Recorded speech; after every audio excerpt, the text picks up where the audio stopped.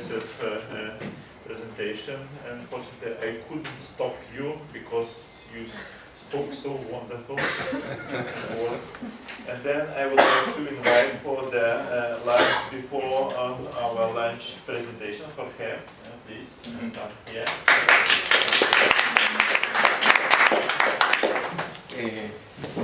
Okay. Hello.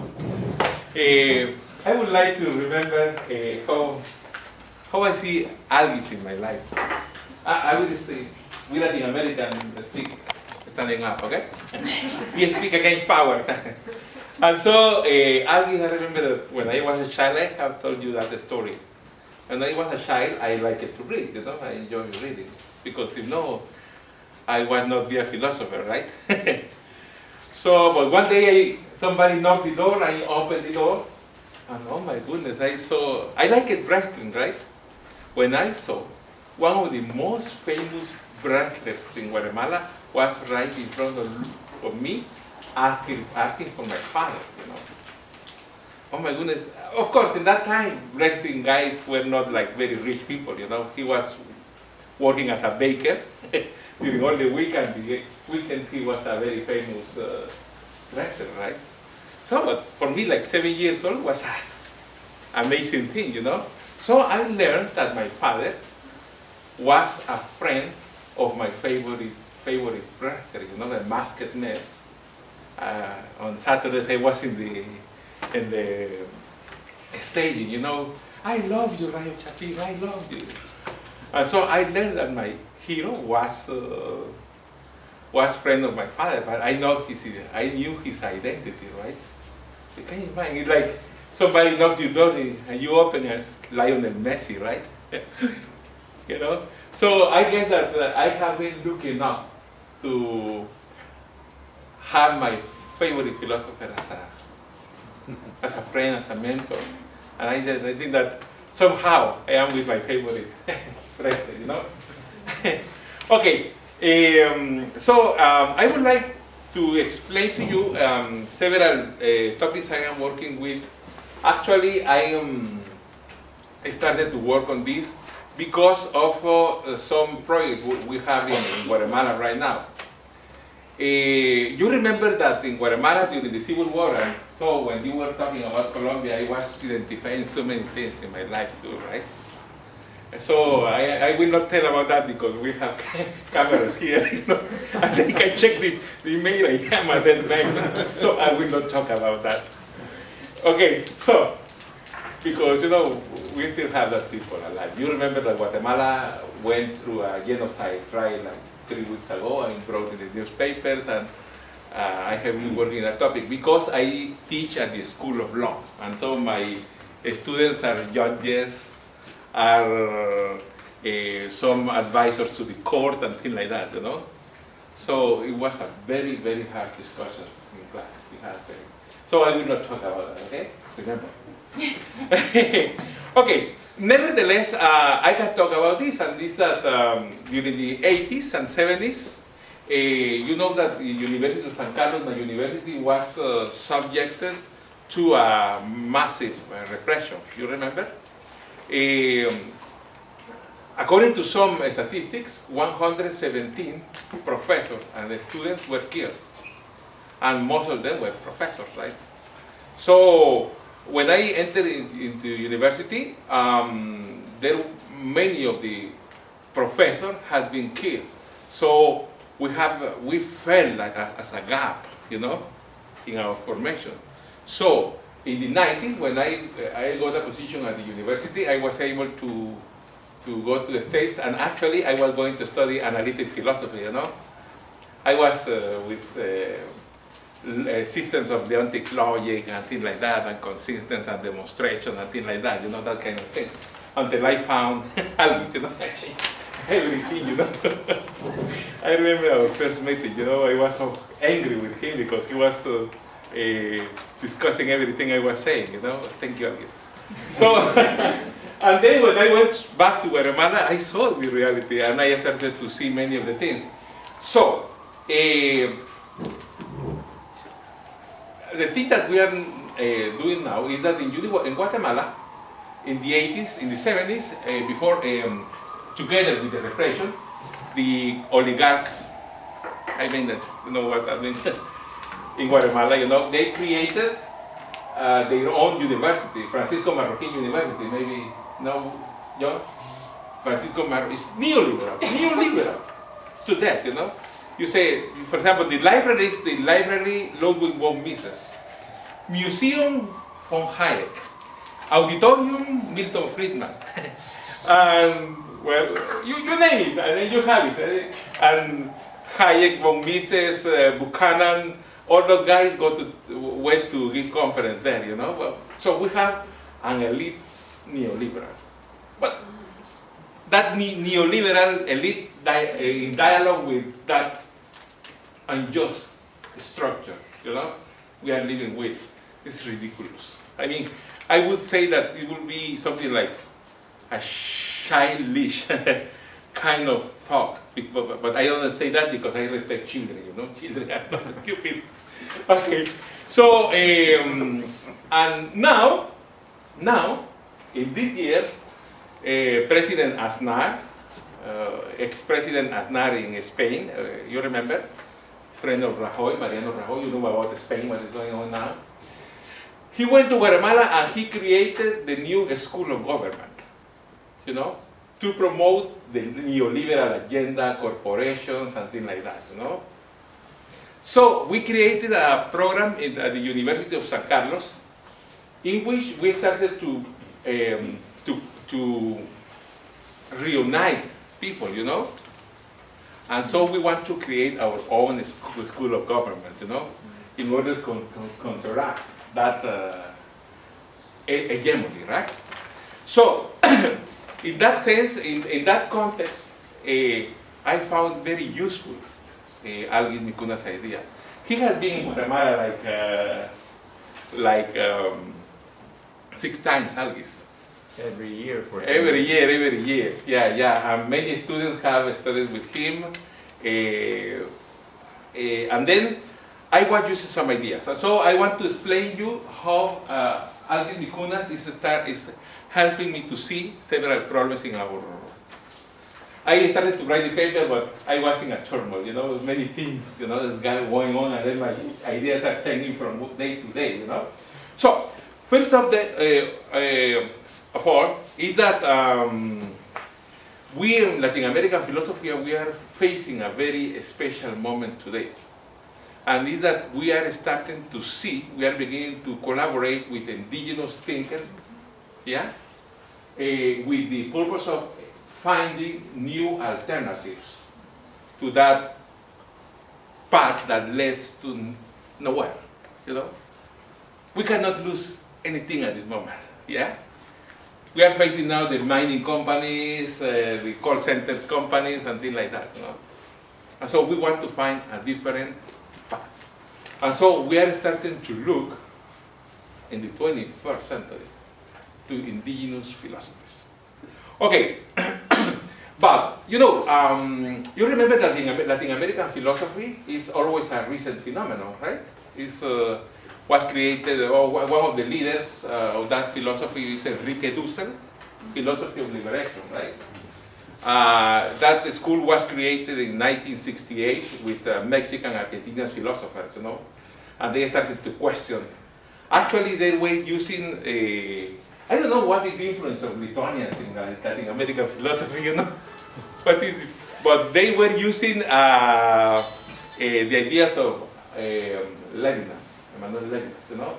So they basically use the contraposition between the same and the other to explain that relationship between Latin American reality, Latin American societies, and the European societies.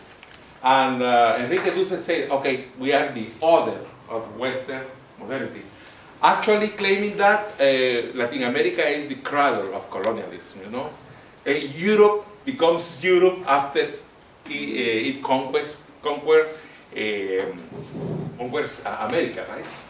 So, one of the problems we are facing is that Latin American philosophy still historically is that we are always using European models to understand our reality, you know?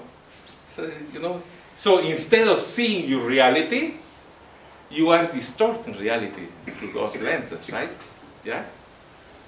And so, you know, it's many things. For example, you know that today, American elite says, oh, we need the rule of law, the Estado de Derecho, you know.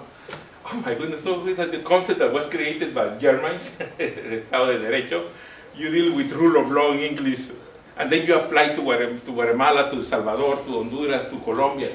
You know, it's frankly ridiculous, yeah? Without taking into account the reality we are trying to understand. For that reason, I remember a little novel in which the president says one of the secretaries, you know, I want a constitutional reform. He says, what for, you know? It sounds good. What's the reason for the constitutional reform, you know? And so, you know, at certain point we are imposing the models of development, the models of liberal politics and things like that, but they are not able to pervade the structures of our country.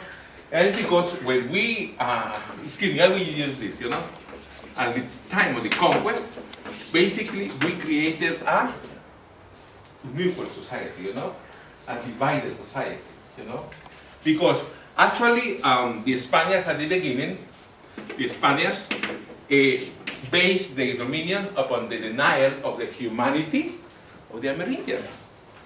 That's the first, that's the fact that establishes America, you know, the denial of the humanity.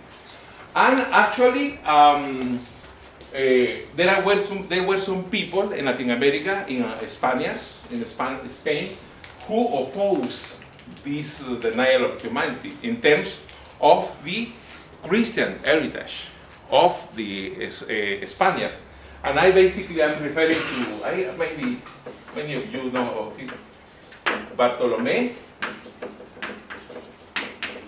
de las Casas, you know? He started to see that Indians had, so to speak, at that time, used human rights, you know, a different view of human rights.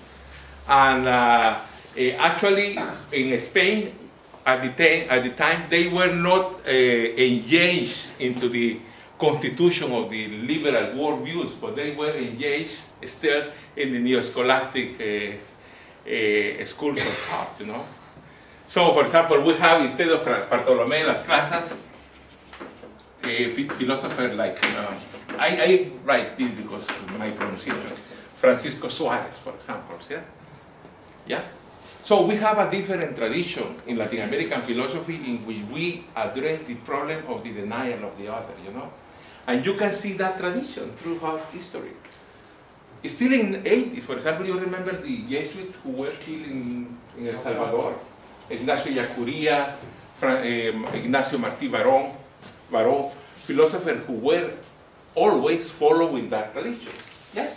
Okay, so the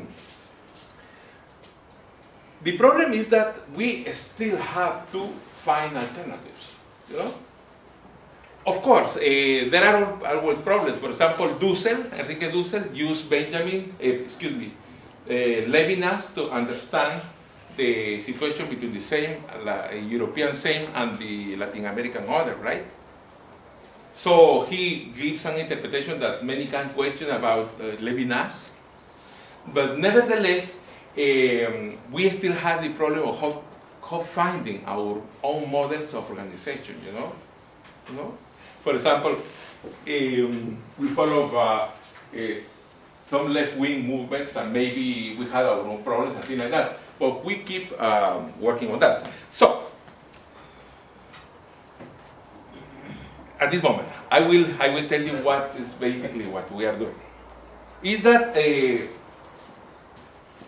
when we started to see the revival of indigenous movements, I think that we are falling again in one mistake, that I guess Algis Mickūnas philosophy is able to help us to overcome.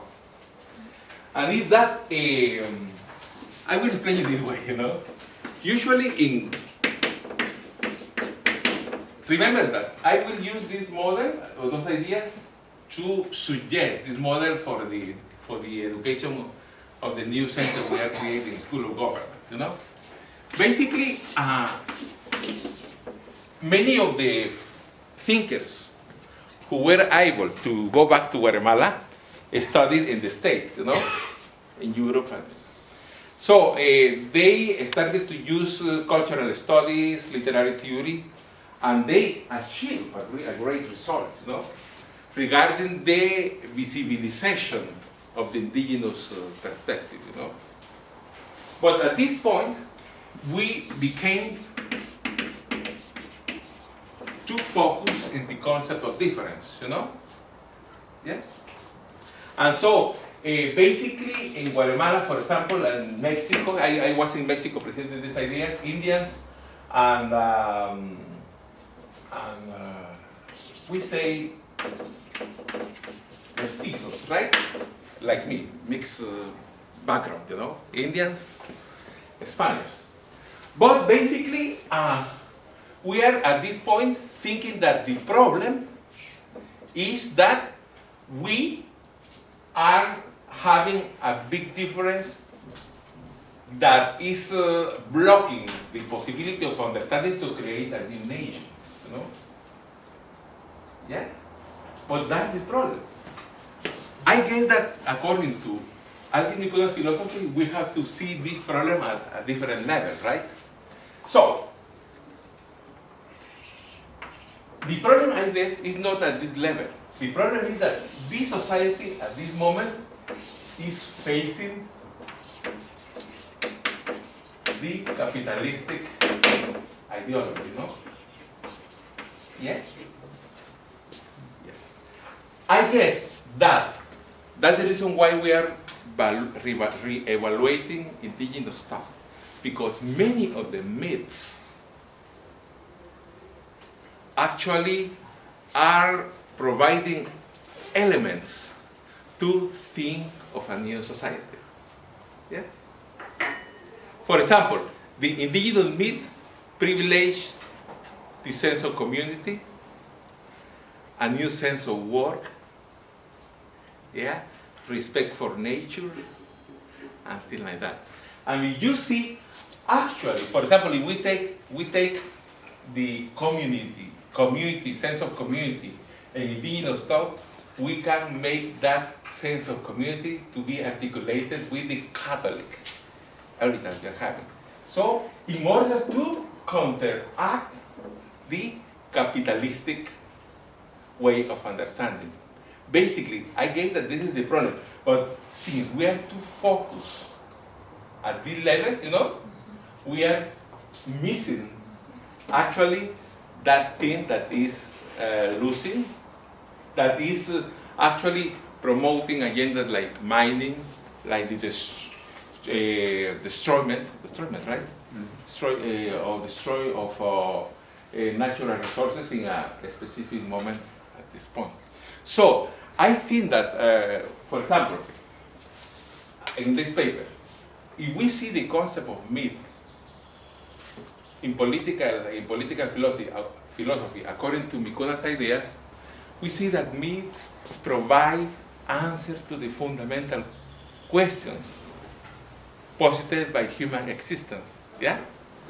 It's a way of being aware of our own reality, providing an answer to our fundamental question. But capitalistic ideology is based in this book, The Divine Complex, you remember? In this capitalistic thing, we are supposedly abandoning myths. But in that process of abandoning myths, we are actually forgetting the fundamental questions of human existence, Because what is the only understanding of the world that the capitalistic ideology is promoting? Just money. Money. They don't have the sense of future, a sense of past, a sense of anything, So, in a way, we are trying to use those ideas, you know. So I am writing this paper, and I will sometime that I will need to articulate those ideas. But fortunately,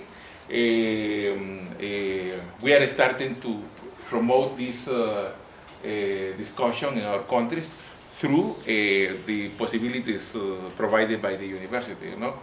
But so I wanted to tell you about this thing, you know, about the fact how Algis is helping us to create this new model to think our reality.